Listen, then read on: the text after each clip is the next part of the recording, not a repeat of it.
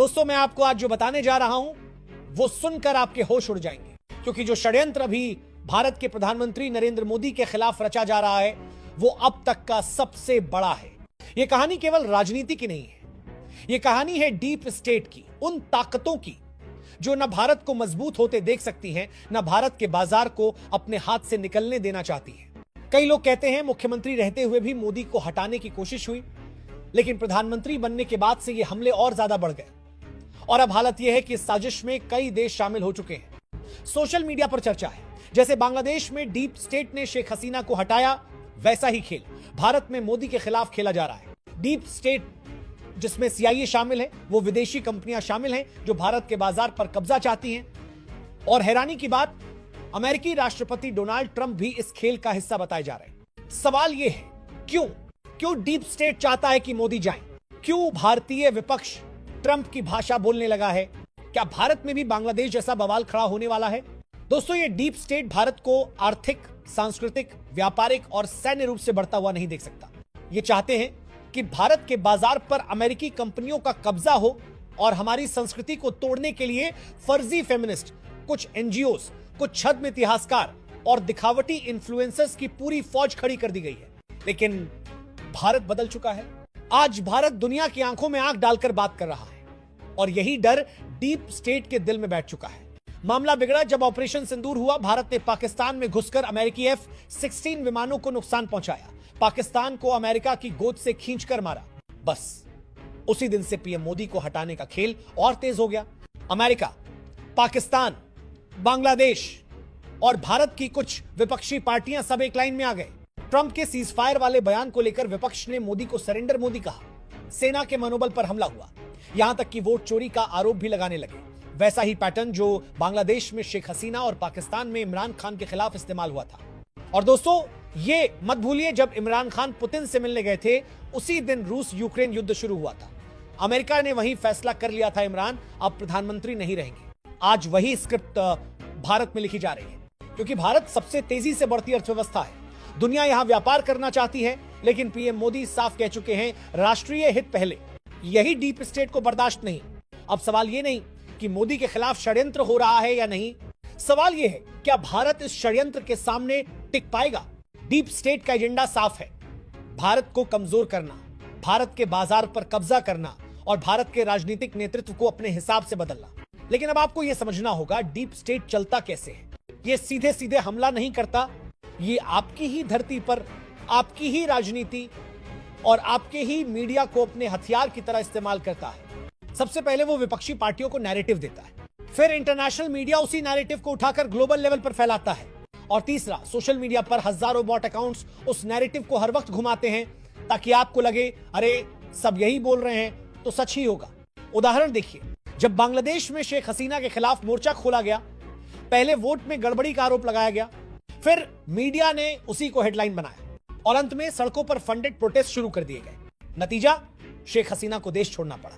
अब वही copy paste script Bharat में लागू हो रही है। आपने देखा होगा, अचानक सोशल मीडिया पर वोट चोरी, डिक्टेटर जैसे हैशटैग ट्रेंड करने लगे। अचानक विदेशी पत्रकार भारत के चुनाव पर सवाल उठाने लगे।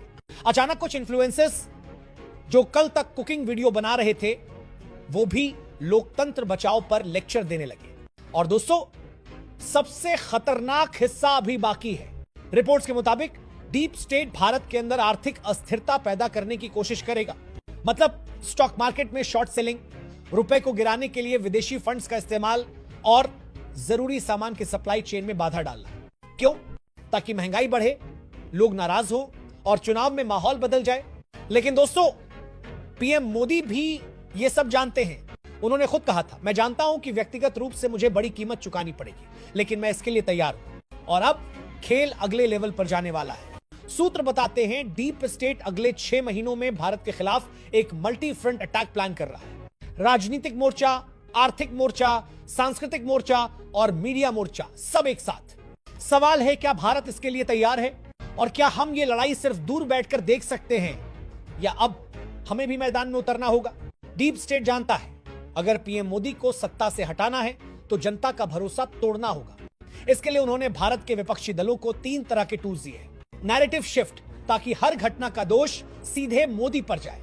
अंतर्राष्ट्रीय दबाव, विदेशी नेताओं और संस्थाओं से बयान दिलवाना कि भारत में लोकतंत्र खतरे में है, सड़क आंदोलन, बड़े शहरों में अचानक फंडेड प्रोटेस्ट करवाना ताकि मीडिया में तस्वीरें जाएं और माहौल खराब हो।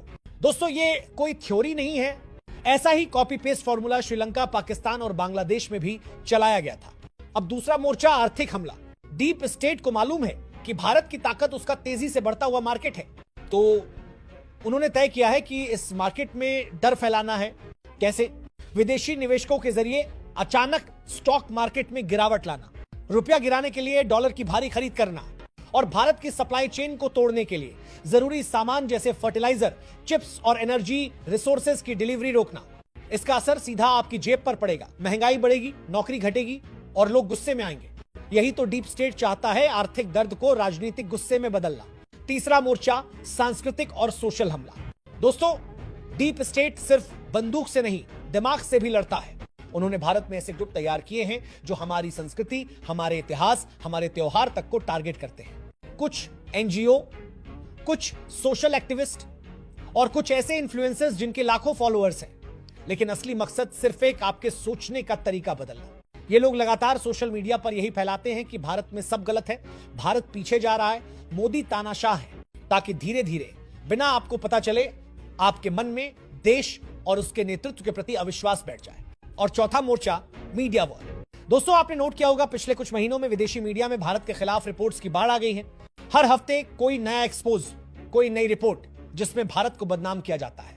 ये सब ऐसे नहीं हो रहा, ये एक कोऑर्डिनेटेड मीडिया स्ट्राइक है। इसके लिए करोड़ों डॉलर खर्च किए जाते हैं ताकि आपकी सोच पर असर पड़े। अब सबसे बड़ा सवाल, कौन है ये लोग जो डीप स्टेट का नैरेटिव भारत में चला रहे हैं? सूत्रों के मुताबिक इसमें शामिल हैं कुछ बड़े पत्रकार जिनके इंटरव्यू हमेशा विदेशी चैनल्स पर दिखते हैं, कुछ थिंक टैंक के मेंबर्स जो वॉशिंगटन और लंदन के कॉन्फ्रेंस में भारत को लेकर नेगेटिव प्रेजेंटेशन देते हैं, और कुछ रिटायर्ड ब्यूरोक्रेट्स जो अपने इंटरनल नेटवर्क का इस्तेमाल करके अंतरराष्ट्रीय लॉबी को फीड करते हैं। दोस्तों, ये वही लोग हैं जिनका इस्तेमाल बांग्लादेश में शेख हसीना को गिराने के लिए किया गया था और पाकिस्तान में इमरान खान को सत्ता से हटाने के लिए भी। लेकिन फर्क यह है, भारत सिर्फ 14 करोड़ लोगों का देश नहीं है, इसके भारत 140 करोड़ लोगों का देश है। और अगर यह प्लान यहां काम कर गया तो पूरी दुनिया में डीप स्टेट का दबदबा और बढ़ जाएगा। दोस्तों, सवाल यह है, क्या हम ये लड़ाई सिर्फ देखते रहेंगे या हम तैयार रहेंगे? क्योंकि यह सिर्फ एक व्यक्ति की लड़ाई नहीं है, यह भारत के भविष्य की लड़ाई।